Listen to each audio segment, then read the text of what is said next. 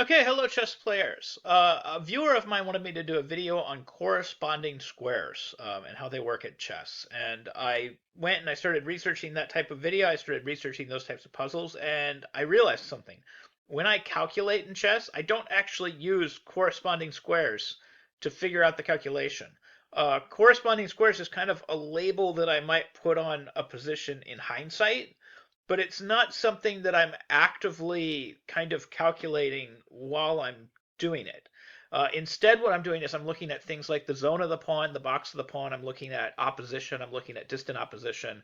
And then I'm working my way backwards and trying to figure out the moves. And something like triangulation or corresponding squares is only a label that I'm going to be putting on there sort of after the fact. And I'm going to try to explain that in this video. So anyways, if you like content like this and you want to see more of it, please hit that subscribe button and click our notification icon. So like I said, when I was researching the video, one thing that I realized is when I'm looking at a position like this, what I'm really looking at is the black king is threatening to get to the zone of both of these pawns. And more importantly, it's threatening to get to the zone of this pawn right over here, this pawn on c5. And I have to have some way to meet that in this position. So for example, a move like king f3 would be out of the question. Like king f3, king f5, and he gets immediate opposition plus the zone. I can't contest that. He's just going to snap up all my pawns like king e5, king e, etc. So the first move is forced. I have to play king e3, like regardless of anything else that I'm going to do in the position, because I have to play king e3 so that I can meet king f5 with king d4. Now, I don't consider that corresponding squares. I consider that prevention of him from just dominating the zone of the pawn and taking all my pawns. So I'm thinking about it in those terms. If he plays king f5, king e5, he's already in the zone of this pawn on c5, and I've already lost. So I have to play king e3 to d4 to at least temporarily hold that pawn. And I need to be able to meet king f5 with king d4. So now it gets kind of interesting, because of course he can continue with king f5, in which case I have to play king d4, or he can continue with something like king f7. And then we get to another interesting position where you might say, okay, this is a corresponding squares position, because you get to pick between king f3 and king e4. So again, I'm not looking at corresponding squares. Like, I don't even know how to calculate that. I wouldn't know how to calculate that in the game. Actually, I'm reminded of something that Magnus Carlsen said, where he didn't even learn about the box of the pawn until he was like a grandmaster. So it's like we don't necessarily calculate this way when we look at stuff. Maybe we put this label on it in hindsight, but I'm not looking at a corresponding square to king f7. I'm looking at, if I play king f3, that's just opposition. These kings are both on light squares, and there's an odd number of squares between the kings. And of course, I can meet king e6 with king e4, which would give me opposition, and I would easily win the game. So if he plays something like king e7, like he tries to triangulate, of course, I don't want to play king e4 because he can meet it with king e6, and then he gets the opposition. So then I can also triangulate. I can play king f4, and then I can triangulate here. And then he doesn't want to just give me the f5 square. I'm threatening king f5, so at this point he would be forced to play something like king e6. I would play king e4. I would get the opposition. And then once you get the opposition in this position, it's really, really easy to win, because you just push the pawn until you gain access to the square right here. And then you're going to snap up that extra pawn, and it's essentially game over. You just play king d6, king takes pawn. It's easy, easy win.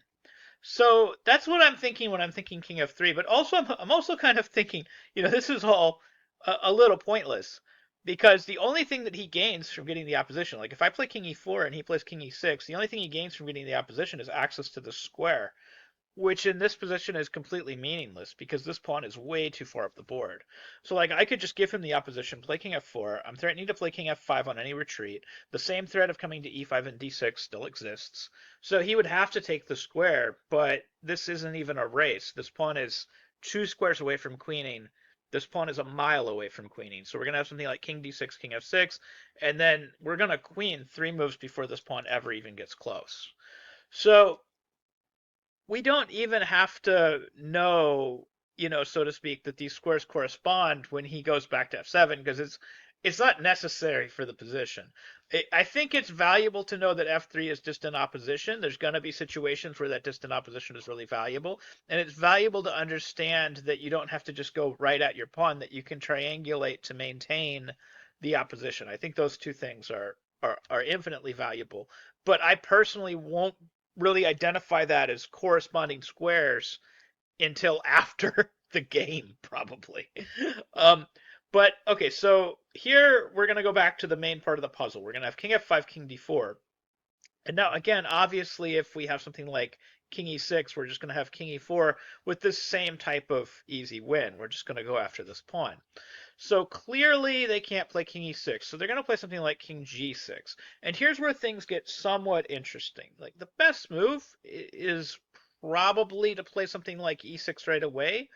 Although I'll point out, like, I don't think there's anything wrong with king e4, and I think it's largely the same answer. And again, it's largely the same answer because what you're looking for is you're looking for opposition and then working your way backwards. So if black retreats like king f7, king f5, again, we have the same answer as the previous puzzle. So we're going to have king g5, and again, he's threatening to get to the zone of this pawn. Obviously, if I play king d4 and I give him the zone at that point, I just lose. So I would have to push, and then he would play king f6, and I can't let him play king captures with opposition, so I'm going to have to push again. And the whole point is if he takes, I'm going to play king e5 with opposition, then king d6. So at this point, he can't take. He's got to basically triangulate to capture. And then I have to do the same, like because if I play king e5 and he takes, then he has opposition, and I can never get to the d6 square. So I have to get the opposition. He needs to avoid taking this pawn. If he takes it, it's simple. So then he's going to play there, and then I have to pick between stalemating him and not stalemating him. So I think not stalemating him is better. And then we're just going to have king d7, king f7, and that's going to be winning. So you can reach essentially the same kind of finish by pushing right away as well. Like you can play e6 and then king f6, and again, we can't play king e4 because king captures and that's opposition. So e7, and then we're going to have the same thing, king f7, and then obviously if king e5, king e7 is opposition and white doesn't win, so we're going to have to triangulate. We're going to have to play king e4, king e5 to avoid that scenario, and then we're going to have king e8. And then the other scenario is actually cleaner because I was just playing king f6 in this position, so this position's a little bit harder, but not much. I just have to make sure I don't play king e5 because as soon as I play king e5, he gets the opposition. So that basically leaves king f5 as the most reasonable looking move. And obviously, if he plays king e7, I'm going to play king e5. And if he does nothing, I am threatening to play king f6 or push the pawn or whatever is necessary to make it happen. It's kind of interesting to note that, like, if king d7 in this position, king f6 doesn't really work because he has king e8, and then I can't play king e6 obviously because it's stalemate. So I would still have to, queen the pawn and then play king e6, and then I'm in the zone of that pawn, which is a tool that I do use on a pretty regular basis. I'm in the zone of that pawn, and I'm using sixth rank rule. These are both things that I use on a regular basis. I know I'm going to queen the pawn because I've got sixth rank rule, and I also know that I'm in the zone of that pawn. I also use box of the pawn. I guess Magnus Carlsen doesn't. You can calculate that too and just work your way backwards, apparently, and that's fine.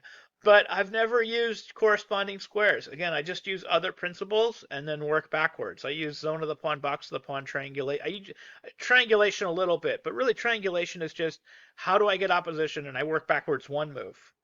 And I say, okay, in order to get opposition, I have to triangulate, and that's where I use triangulation. But then corresponding squares is really just what do I have to do to get opposition and get in the zone of the pawn at the end of this puzzle. And pretty much every corresponding squares puzzle that I've looked at has been some variation on that kind of theme. Like you work from some really core basic endgame principle and you work backwards. You're like, how do I get this zugzwang? How do I get this opposition? How do I get this zone of the pawn situation? And then you work backwards, and then you'll notice after you've worked backwards and calculated everything that okay, that square corresponds to that square, and that square corresponds to that square, and that square corresponds to that square. And the reason that I've never used like a pure corresponding squares explanation is because the squares that correspond change every single time depending on the pawn structures, and there are really like an infinite number of pawn structures. So it's not something that you can set like an ironclad rule to, like, the f4 square always correlates with the g7 square or something like that. It's something where you have to figure out the opposition, figure out the outflanking, figure out the zone of the pawn, and then work your way backwards, and then you figure out where the pieces need to go. Anyways, that's how you calculate corresponding squares in a game. Like I said, I've never consciously said to myself, this is corresponding squares during the game. It's only a label that I put on it, maybe after the game's over with. Anyways, I hope you found that helpful, useful, and can use these ideas in your own games. Thank you very much for watching.